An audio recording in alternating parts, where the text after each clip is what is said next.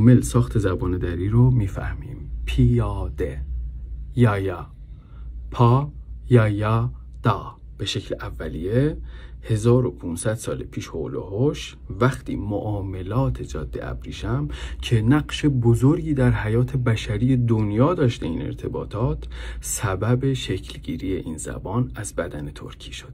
یا پا یا دا در دل همین هست، ولی این برش خورده، حیات داشته. این زبان سرهمبندی، پیجین، مونتاژی نمیتونه حیات داشته باشه، چون که گل مصنوعیه، قشنگه، گل مصنوعیه، حیات نداره، عقیمه. به خاطر همین میگم و نمیتونه بروز بکنه خودش رو، کلمات تغییر بکنه، حیات داشته باشه، چون گل مصنوعیه.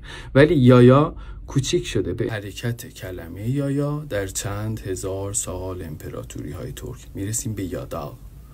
پا یا دا. پا خودش با هست، باجاک، باجاک، پا. پای لاشماک، سهم، پایلا، پیاله، پای آلا. پاییز، پای ایزه، زمان سهم گرفتن. پای در ترکیه کلماتش، فک و فامیلش و با قدیمشه، باجاک، پا. به خاطر همینه کلمه سازی کلن در ترکی. پیاله، پای آلر، پای آلان، پایالا، پیاله. آها تبدیل به ه میشه. یا داغ، پایا داغ، پیاده.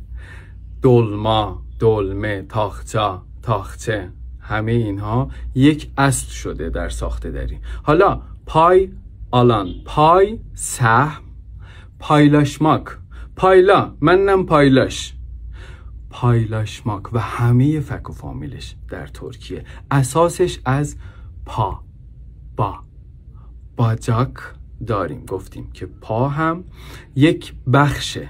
خب یه پای این قضیه است، یعنی یک بخش این قضیه است، در زبانمون داریم استفاده میکنیم. پا یا پای یعنی مساوی، یعنی با سهم‌های برابر. این از سهم اومدنش مشخصه، یعنی پایلاشماک، این پایش مشخصه که ترکیه. و بعدا میریم تو یای، یا این که تو پیاده کور قضیه است. یا از کجا اومده؟ از کجا بدونیم ترکیه؟ یایماک یعنی پخش کردن. یایلده پخش شد. یایگن پخش شده.